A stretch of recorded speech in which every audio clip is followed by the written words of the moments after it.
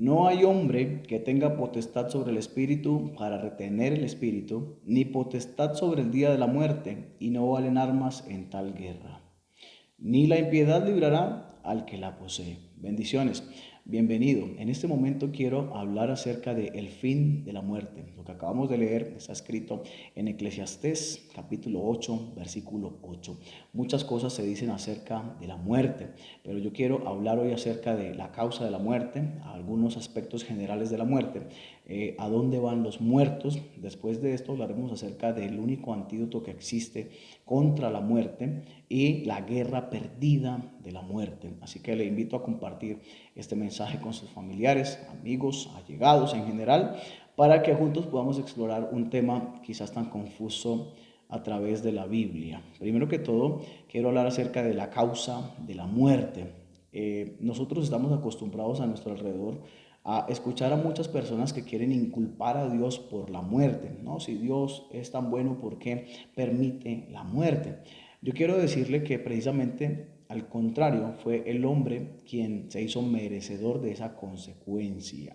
Así que la palabra de Dios presenta a Dios como el dador de la vida. En Génesis 2:7 dice la escritura: entonces Jehová Dios formó al hombre del polvo de la tierra y sopló en su nariz aliento de vida, y fue el hombre un ser viviente. Así que por supuesto, y queda claro aquí que Dios fue quien hizo al hombre y fue él el dador de su existencia.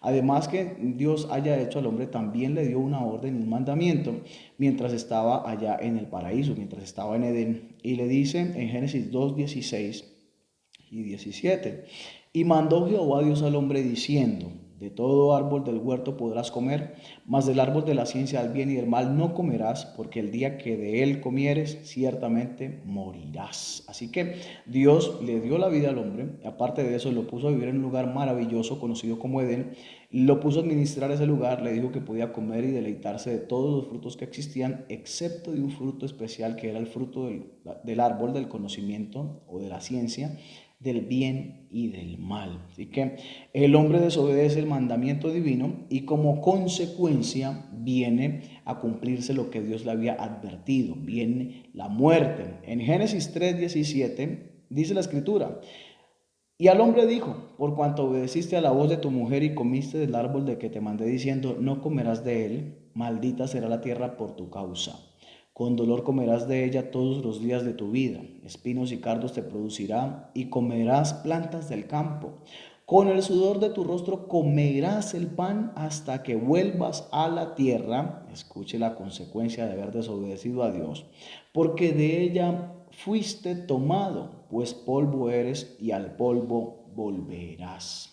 Entonces, queda claro que la causa de la muerte viene del hombre. Es la consecuencia de desobedecer el mandamiento de Dios. Ahora, la muerte se hizo un imperio sobre todos los hombres. Ella gobierna, ella reina sobre todos los hombres. Como leímos al principio en Eclesiastés 8:8, no hay hombre, no hay que tenga potestad sobre el espíritu para retener el espíritu. Esto significa que el espíritu, cuando deja el cuerpo, entonces el cuerpo se convierte en un cadáver. Así que nadie tiene la fuerza para retener el espíritu, para retener la vida, ni hay quien tenga potestad sobre el día de la muerte. Y escuche esto: y no valen armas en tal guerra, ni la impiedad librará al que la posee. No hay armas en el día de la guerra contra la muerte. No hay quien pueda retener el espíritu, no existe un hombre. Así que esto enseña que la muerte está por encima de las capacidades humanas, que la muerte gobierna, que la muerte tiene un imperio y un reino. Así que la muerte tiene un imperio y un gobierno sobre los seres humanos y es capaz de influenciar a todos los hombres utilizando un medio. Y el medio para que la muerte pueda llevar a los hombres a estar sometidos a su antojo, a sus pies, es el pecado, es el pecado. Así que el pecado es como un veneno que somete al imperio de la muerte. En Romanos 5:12 la escritura declara: por tanto, como el pecado entró en el mundo por un hombre, o sea, por Adán, y por el pecado la muerte, así la muerte pasó a todos los hombres por cuanto todos pecaron. Así que todos los hombres pecan y como consecuencia de que pecan, todos deben morir.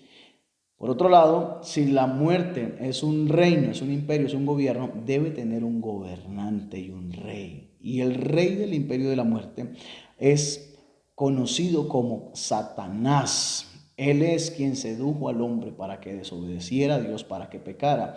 Y ahora por medio del pecado, Él es capaz de dominar, de gobernar a todos los hombres. Eso no lo digo yo, lo dice la escritura en Efesios capítulo 2, versículo 2, cuando Pablo el apóstol dice, vivían en pecado. Él está hablando a un grupo de personas que ya no viven en pecado y les dice, vivían en pecado, al igual que el resto de la gente. Él les está recordando su estado antes de dejar de vivir en pecado, igual que el resto de la gente, obedeciendo al diablo, el líder de los poderes del mundo invisible, quien es el espíritu que actúa en el corazón de los que se niegan a obedecer a Dios. Mire que Satanás gobierna el corazón de todos los hombres, porque no hay hombre que pueda obedecer a Dios.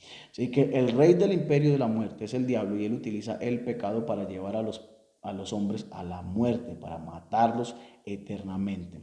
Ahora, muchos se preguntan qué viene después de la muerte. Para algunos es definitivamente el acabarse la existencia y ya. Para otros realmente se acaba como la existencia en esta tierra, pero después de eso viene algo más. Sin embargo, no tienen claridad acerca de qué es lo que viene. Lo que la Biblia sí enseña es que los muertos van a un lugar que en hebreo, en el Antiguo Testamento, se llama Seol, y en el Nuevo Testamento se llama el Hades, en griego. Así que tanto ese lugar como el otro son el mismo, aunque tengan diferentes nombres, son solamente traducciones, y es un lugar en el cual van a estar los muertos, pero en ese lugar no es un momento transitorio en el cual los hombres o las almas de los hombres vayan a recibir una limpieza, una purificación. Como se enseña muchas veces, allí no existe esto. La palabra de Dios establece que todos los hombres mueren y que después de esto vienen dos destinos. Así que todos los hombres volverán a vivir, volverán a estar vivos nuevamente para presentarse ante Dios, y se va a seleccionar su destino. ¿Sí? Hay dos destinos. El primero de ellos es para juicio y condenación. En Hebreos 9:27 la escritura dice, y de la manera que está establecido para los hombres que mueran una sola vez, y después de esto el juicio. Así que hay muerte y después juicio. En Apocalipsis 21:8 se enseña más claramente o específicamente para quiénes es ese juicio de condenación. Y dice la escritura, pero los cobardes e incrédulos, los abominables y homicidas, los fornicarios y hechiceros, los idólatras y todos los mentirosos tendrán su parte en el lago que arde con fuego y azufre, que es la muerte segunda, también conocida como la muerte eterna. Así que ese es el primer destino para aquellos que desobedecieron a Dios. Pero por otro lado hay una buena noticia, y es que hay otros muertos que van a resucitar para heredar la vida eterna. En la primera carta que el apóstol Pablo le escribe a los hermanos en Tesalónica, les dice en su capítulo 4, versículo 13, tampoco queremos, hermanos, que ignoréis acerca de los que duermen, para que no os entristezcáis como los otros que no tienen esperanza. Sé que hay unos muertos que tienen esperanza y otros que no. Los hermanos en Tesalónica tenían la preocupación de que sus familiares que habían creído en Cristo en vida habían muerto, y estaban esperando que Cristo viniera y se los llevara mientras estaba vivos. Pero Pablo les dice que estén tranquilos, que no se preocupen y que no se pongan tristes por esos familiares que han fallecido, como los otros que no tienen esperanza. Hay unos muertos que no tienen esperanza, y pues por supuesto son los que han de resucitar para el juicio y condenación.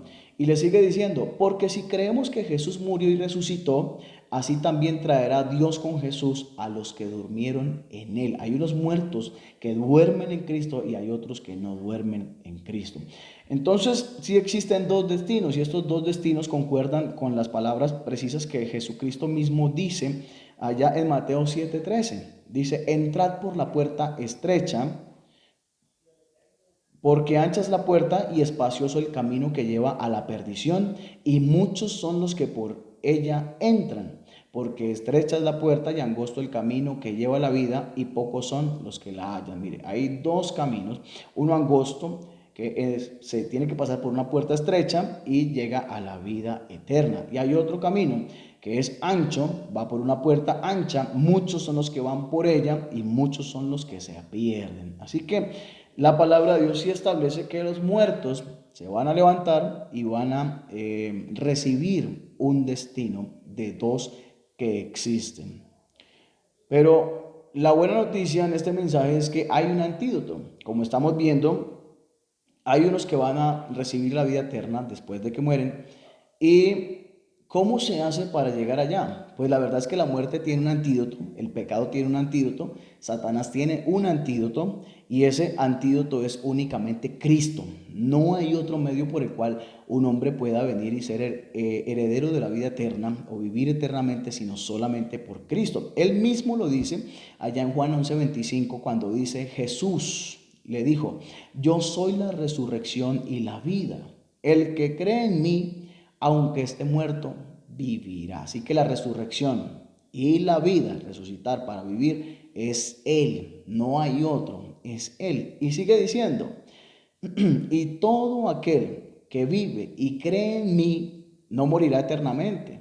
Así que no hay un lugar donde los muertos van y allá se limpian y heredan la vida eterna. Eso no existe. Cristo está diciendo que todo aquel que vive y mientras está vivo cree en mí no morirá eternamente. Así que para poder heredar la vida eterna hay que creer en Cristo mientras estemos vivos. Es imposible que un muerto pueda hacer algo, porque la Biblia sí declara específica y claramente, dice que en el Hades, ¿quién adorará al Señor? En el Seol, ¿quién lo va a exaltar? Y también dice que los muertos nada saben, nada entienden.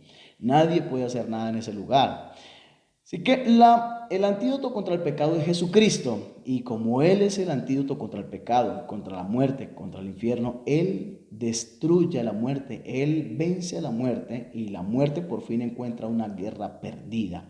En Hebreos 2:14 se nos enseña que por cuanto los hijos participaron de carne y sangre, Él también participó de lo mismo, para destruir por medio de la muerte al que tenía el imperio de la muerte, esto es, al diablo. Jesucristo entonces es Dios que se manifiesta en carne, así como los hombres somos hechos de carne, así también dice la Escritura que Él participó de lo mismo, de carne y sangre, para destruir por medio de su muerte al que tenía el imperio de la muerte. Él destruyó al rey de la muerte, Él destruyó al diablo, rompió las cadenas del pecado por medio de las cuales gobierna e influencia los corazones de los hombres y los domina y los lleva finalmente a la muerte eterna.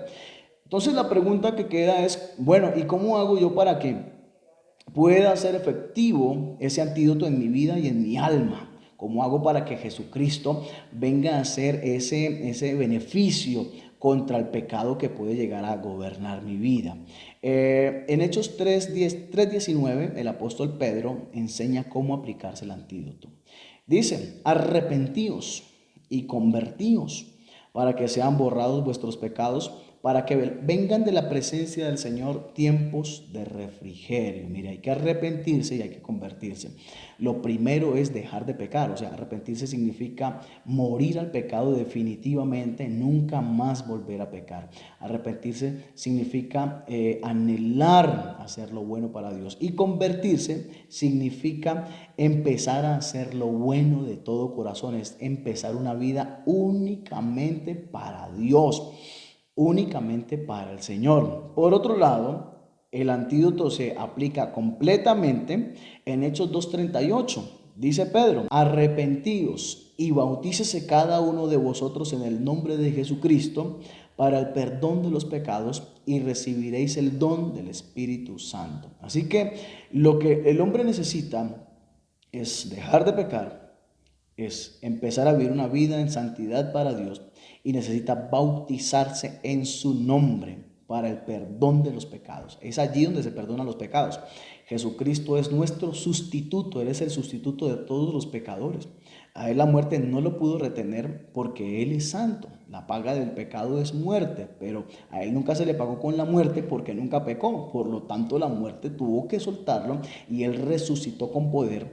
Y Dios derramó sobre Él su ira, que yo merecía y que merecíamos todos los hombres que hemos desobedecido a Dios durante toda nuestra vida, y Él llevó en su cuerpo de carne nuestros pecados. Así que cuando yo me bautizo en el nombre de Jesucristo, Cristo perdona todos mis pecados, soy aceptado por Dios, vengo a ser aprobado por Dios y puedo ser participante de la vida eterna.